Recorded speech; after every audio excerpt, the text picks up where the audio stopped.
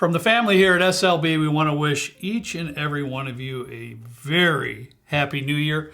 Hope you had a great time last night. I hope you were safe and responsible, but I hope you had a great time. We're recording actually a couple days early because my wife and I will be gone Sunday and Monday, but I can pretty much promise you, Trenton, I'm not going to make it till midnight. When was the last time you actually made it till midnight? I don't even know. Have you ever made it to midnight? Oh, I'm sure I have. Oh, yeah, okay. I don't really remember the last time. Your mom and I have made a habit of going to the lake house for the last few years, and her lake house and stuff, and so definitely, it's just her and I hanging out talking about goals for 2024. What's our ambitions? What's our visions? And I'm sure you might have that same conversation. Once you and Michelle sit down and talk about your goals and everything for 2024, probably, huh? No. Why not? If you do the vision boards and everything, and you sit down in your goals, that's fantastic. I think it's a good time to do it. Yeah. I don't usually wait until the first or the beginning of the year to do that.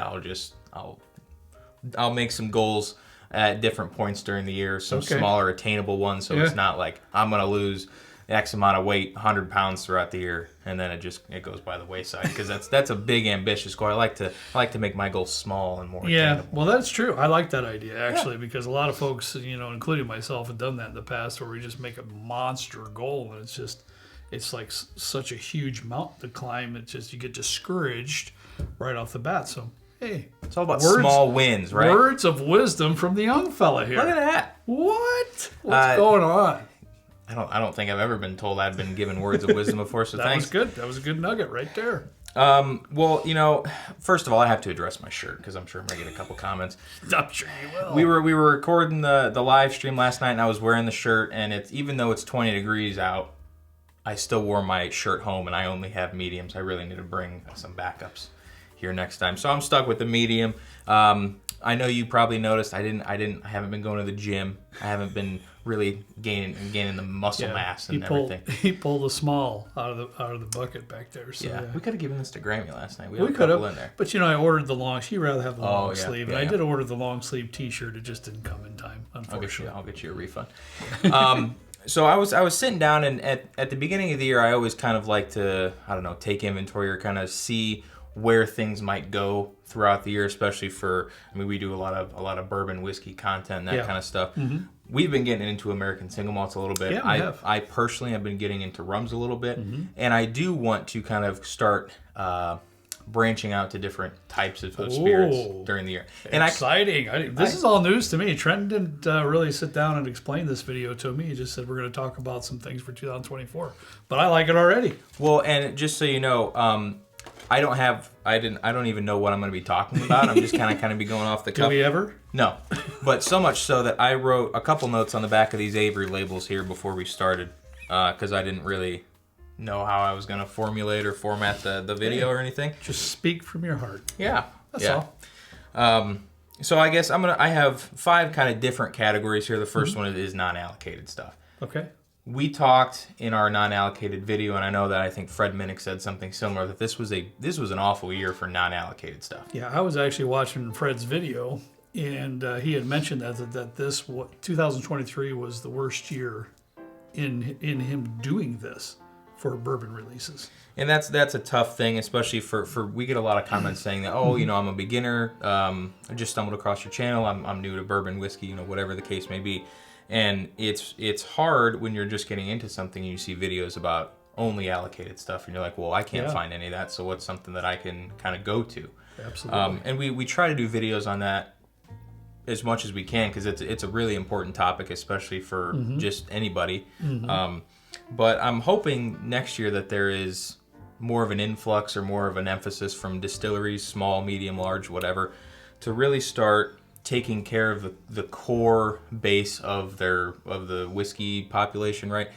Bourbon and stuff used to just be like an old guy's kind of drink, and it wasn't luxurious, it wasn't expensive or anything. It was, you go into any store, you could find blends, you could find whatever on the shelf. Ask Kent. That 20, wasn't 30, that 40 long years ago. ago. Yeah. That many years ago, he could walk Kent when he was into it. Not that many years ago. Yeah. Remember? I can walk in and get a Blanton's anytime I want. I can get any Booker's I want. I can get anything I want. Yeah.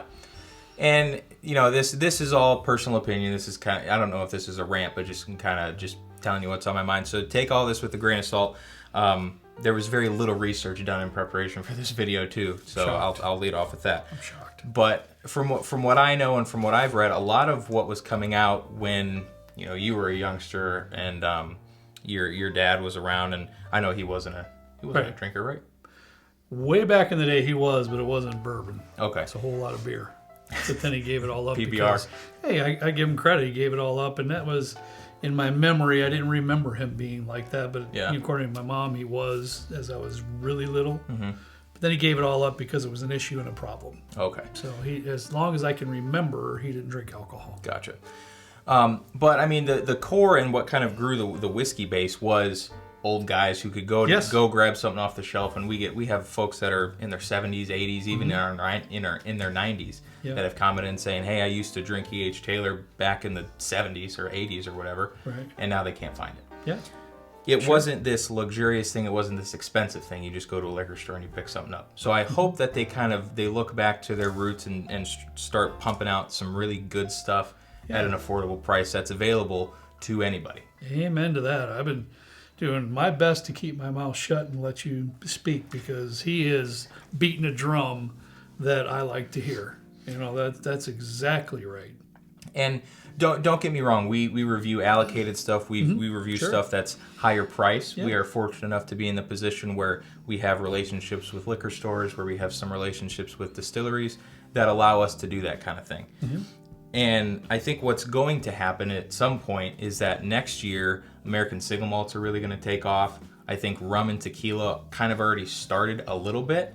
And I think what's going to happen is that because, like, Appleton 12-year rare cask, that's a $45 12-year rum, and it's incredible.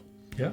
Whereas you get 12-year-old bourbons now that because it's older than 10 years and because a lot of distillate is being used for sourcing and, like, doing all this stuff, those 12 years are really creeping up in price. Oh, sure. So if you're trying to find a value product, I think you can get that in stuff that isn't bourbon. You just have to kind of venture out a little bit. So I think some of that's going to happen. Especially, there's been kind of an overcorrection, I think, in the bourbon secondary market. Stuff's down anywhere from 30 to 40, maybe even 50%. Is that right? For pricing, which is great. Weller Full Proof used to go for like $350. It's down to like $175 now. Is that right? Yeah. See, I never look at that stuff. I know you do. And I get this information from estimates from auction sites. So whether it's they give you like a range. So whether it's accurate or not, it's usually within that kind of threshold for their estimate. Sure. So I think people are starting to realize, like, like Elmer T. Lee was $300. It's good, but it's really not that good. It's not $300 good. It's not $150 good. It's good. No. But and it's a lovely bottle to have on the shelf. Yeah. It's pretty good. It's a no more than $50 bottle. I mean, I know MSRP is less than that. It's like $35. Right. And $35 to $50, it's a nice pour. So, I don't know. I think what's going to happen is that the bourbon pricing and stuff, you look at like Wild Turkey, what is it? Generations or whatever. Generations. $450 for secondary. Yeah. And I think what these distilleries are trying to do is capitalize on that secondary market and try and rake in what the secondary market is going for. Yeah. And they did it. Yeah, and I think, Trenton, and you are way more in tune to this than I am. Let's say that, but it appears to me, and I get the feeling that these distilleries are focusing a huge amount of their resources and attention to limited releases, allocated releases, so they can multiply their profit margins. Oh yeah.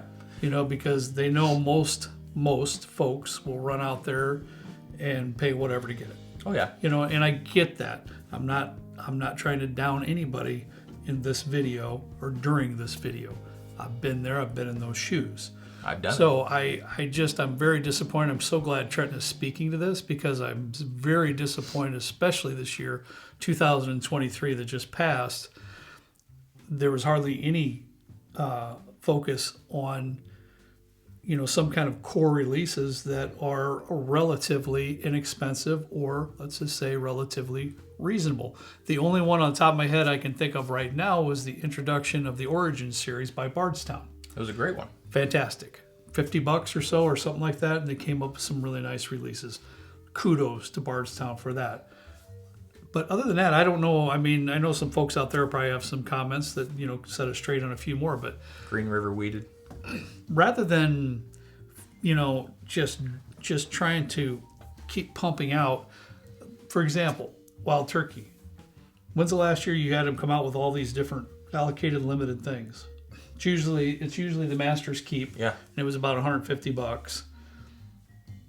And Russell's 13 came around a little bit, but I mean, we've got all kinds of stuff coming out this year, and I get that. I mean, there's a business end to everything. You have to put that, into your thought process, but share some of that attention on some quality whiskey, that everybody can find, most everybody can find, and it's going to be on your shelf for around the $50 price range, or give or take that $20, whatever. Yeah. Somewhere in there. Sorry, I got on my soapbox and I should have just kept my mouth shut. You had mentioned that like the prices for we're just going to talk about wild turkey because they were a little bit ambitious with their pricing this year, and it paid off for them. I mean, I'm sure a secondary market for anything is always going to exist, right? Yeah. But what happens when the distilleries try and catch up with that is that instead of me, if I want to buy, let's say, an Elmer Tea Leaf for $300. And I just can't find it for MSRP, and I'm like, okay, I want this really bad, I'm going to go buy one. Great, I can. That's $30 MSRP. But for the people that are able to get one at MSRP, now they're paying $400 for a generations for $450 MSRP, and secondaries like $600. So they're pricing out the people that are really trying to find stuff at MSRP. Okay. And then they're like, I'm not going to worry. I'm not going to bother sitting in line, for this $500 bottle. Sure. A, it's probably not that good. And B, well, there's a lot other better stuff. A, it might be pretty good, but I'll guarantee it's not worth $500. No. And nothing really is. I mean, come on. You got to be serious about that. I know there's a collectability part of the whole thing too in the process, but the juice itself of any whiskey for the most part, I mean, I know Scotch, you get some really high age stuff, but let's just talk in generalities here. For the most part, nothing's worth $500. No. I don't know. I guess I kind of covered. I had like five subjects. Mm-hmm. I think I kind of covered most of them. Did you? Yeah. I guess just one thing, like bourbon's great, whiskey's great, rye's great. I have a habit of enjoying something and just kind of being blindsided by a lot of other great stuff that's surrounding me. Like down here, for example, I would always be looking at bourbons and ryes and stuff. You got scotches, you got more scotches, you got rums, tequilas, like all this kind of stuff. Mm-hmm. And I was a little bit apprehensive to try it because I was like, well, I like this. Why would I want to venture out and try something else? Sure. I think this year would be a great opportunity to do that because there's so many great rums and tequilas and mezcals and other things that I guess the boom hasn't happened for them yet. Mm-hmm. So you can still get them at affordable prices, and they're really good. I'll tell you with tequila, I mean, I'm not a massive tequila fan, but I do enjoy it, and I've learned a lot, specifically from my good friend Carlos. But I didn't really know much about tequila and additives and everything else that went in with certain tequilas that are out there, like Casamigos. I had it here. I'm mixing stuff. I didn't know. Are there additives in that? It's complete garbage. Complete garbage. Oh, is that George Clooney and that other guys? Yeah, whatever they are. Yeah. Oh, okay. Mm-hmm. So this additive-free tequila, this good quality tequila, it's really, really great stuff. And I'm not an expert in it, by any means, but now, like for example, at Trail Inn, just 2 or 3 years ago, I could walk in and pick. I'd have my pick of any Fortaleza that's up there. They were always there at Trail Inn. The Añejo, the Reposado, and the Blanco. I could, no matter what day of the week, they were all there. I couldn't borrow steal one right now. They're never in our area. I don't know anything about that. Never. So you're kind of getting that with tequilas. You are kind of, tequila is a much different process. It's to do it correctly, you can't just sit down and say I'm going to up my production 100%. Yeah. There's a whole lot of, takes a long time for the agave plants to grow and all kinds of things. And I'm going to quit talking there because I am not the know-it-all on that subject. But So it already is happening in tequilas, and good quality tequilas are a little harder to find, especially the ones that you want. Rums is another good point too. But I love delving into new spirits. I really do. And in January sometime, trying to figure out when, don't know when exactly now, but we'll have a 2-part series on American single malts coming up here. I'd love that. I've been digging sometime in January. Yeah. So when we'll get a little bit of education there, it'll be educational for me, for you, and for hopefully for everyone. It's the fastest growing spirit in the United States right now.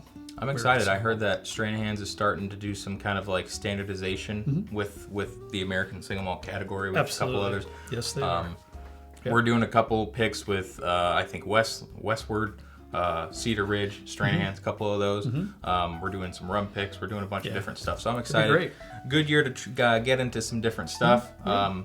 This was a lot of word vomit, and I apologize if none of this made any sense, but give some other stuff a shot this year. I think it's going to be a great year to do that. It's going to be interesting to see how the bourbon pricing goes and the secondary markets and all this other stuff. Yeah.